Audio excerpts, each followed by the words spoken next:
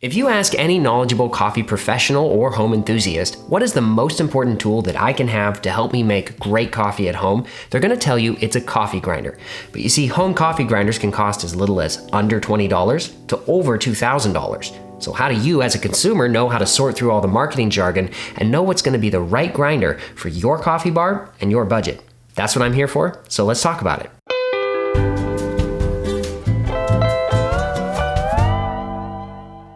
I have 8 coffee grinders here today, 4 electric and 4 manual or hand-powered coffee grinders, and we're gonna look at them as pairs. We're gonna start at the outside and work our way in, and we're gonna start with the least expensive and work our way up to the most expensive and explain the differences along the way. Now, before I get started, I should say that none of these brands featured here today have paid to be part of this video or in any way sponsoring me or the Kona Earth brand. Kona Earth is a coffee farm, not a coffee equipment or accessory retailer, and they figured that if I help you make better coffee at home, you're probably going to be more likely to want to try some of their coffee, which you can find at konaearth.com. Use the promo code COFFEETALK for 10% off your first order. Okay, so the basic tier features a mortar and pestle and an electric blade grinder. Now, the mortar and pestle has been used for centuries to grind coffee and still is in places like Ethiopia.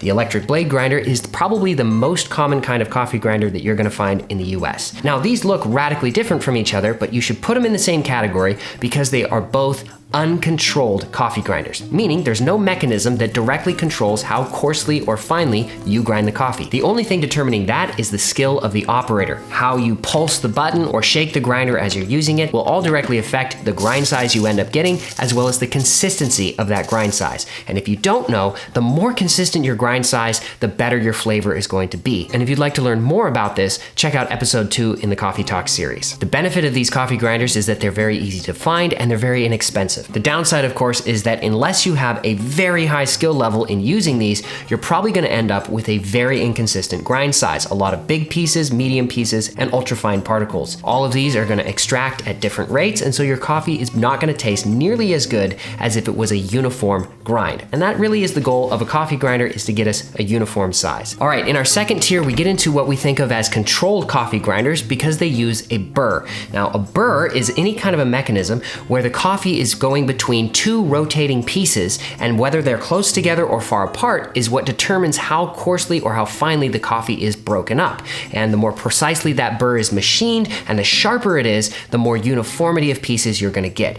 These 2 are burr grinders, but they're what I like to call a mini burr grinder, not because they're miniature, but because the burr set themselves is very, very small. Usually when you're looking at a mini burr grinder, the big downside is that they're not very fast. This thing takes forever to grind coffee, and the way that this one works around it is that it spins its motor incredibly fast. The problem with that is that this is just plain aggravating, and this one is so violent that it tends to produce a lot of coffee dust, which will over extract and add a lot of bitterness. One of the elements that's very common with these style of grinders is a bean hopper, and you won't find these on premium grinders because the bean hopper allows your beans to oxidize and lose flavor over time. And unless you're using all of the coffee you put in here within a day or two, you're just throwing flavor away. So as we go up through the tiers, you're going to see this feature disappear because single dose grinding, meaning the grinder only holds the coffee you're grinding right then for that brewing session, results in much better quality overall. The third tier of coffee grinders we're going to look at is what I like to think of as a sharp burr grinder.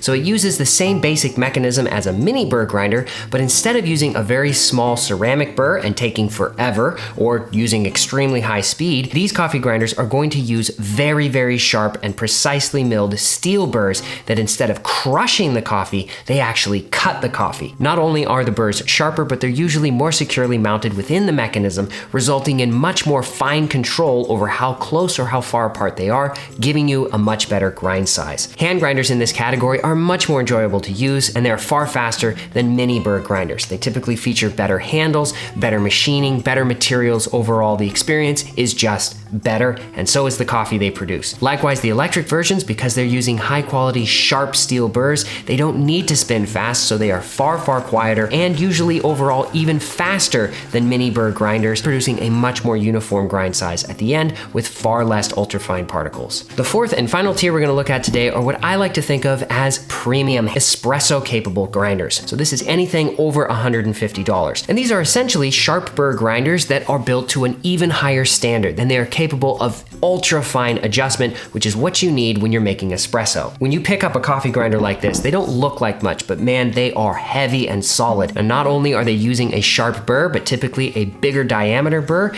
and it's even more precisely mounted than in the previous tier, and that's what you're paying for. They also tend to have a lot of comfort features that do make the experience way, way better. In the case of my hand grinder, it actually uses a numbered system with a very comfortable, easy to use dial adjustment here that is color and number coded. In the case of this Turin grinder, it has a pair of bellows on the top to push through any coffee that might have gotten stuck during the grinding process to make sure that you clean all of the coffee out every time you grind it. So if you're switching from one variety to another variety, from one grower or one part of the world, you're not gonna be mixing and matching your taste, but cleaning out your grinder every single time. They often also will feature anti-static features and anti-clumping features. All of these things are not necessary to get really great coffee, but they just help the user experience. And of course, they are actually capable of the very fine adjustment necessary for making espresso. So I've chosen to show you these grinders as electric and hand grinder pairs on purpose, because I want you to understand that for any given quality level, from basic all the way to premium, you can find both. And you're gonna find a trade-off that mirrors each other, whether you buy electric or a hand grinder. So with electric, they're always bigger, but they're faster. With hand grinders, they're slower, but they're smaller. You're gonna pay more money over here for the convenience. You're gonna save money over here, but you're gonna have to do all the work yourself. And for some people like me, I like the small form factor. I like saving a little bit of money and still getting a fantastic level of grind consistency. But for somebody like my mom who struggled with tendonitis and doesn't always have the grip strength to comfortably use a hand grinder, well then it's absolutely worth it to pay for having an electric motor. I think that most people should look at getting a sharp burr grinder. They perform way better than mini burr grinders and definitely uncontrolled grinders, and the price keeps coming down year after year. A few years ago, you couldn't find one for under $100, and now you can get a great one for about $30. If you really want the extra convenience features, or if you're getting into espresso, then I do think it's worth it to get all the way into that premium category, because even there's some great value to be had if you shop around a little bit and aren't afraid to read reviews. Now, I should warn you that some of the terms I'm using today, such as mini burr, or sharp burr, or premium, these are not commonly used phrases in the industry. I'm using them because they make sense and it's easy to understand. But you're not gonna find a grinder that says, this is a sharp burr grinder. So how do you know that it's a sharp burr versus a mini burr, or what puts it in the premium category? Well, the premium one is basically anything over 150 bucks, and a sharp burr grinder is gonna show you a picture of the burr. And you can see this just by going on Amazon. If you look up coffee grinders, you'll see that some of them are gonna show you a picture of the burr, and that pretty much guarantees it's a sharp steel burr. It's gonna cut your beans more than it crushes them. If it doesn't show you a picture of it, well, it might still have a sharp burr, so read through the description. If it tells you that it's made out of stainless steel of a particular size, or if you see review images that show the burrs and they look like what I showed you here today, then it's a sharp burr grinder. If it doesn't tell you and it just says burr grinder, you should assume it's a mini burr, or for a hand grinder if the price point is between $10 to $20. You're not gonna get a sharp burr grinder there. Even though the prices are coming down, they're not quite that low yet. On a personal note, I would just say that it's worth it sometimes to spend a little bit more to get something that's really high quality, because it's gonna last for a long time and it's not gonna constantly irritate you, which sometimes is worth overpaying for if it's something you're gonna use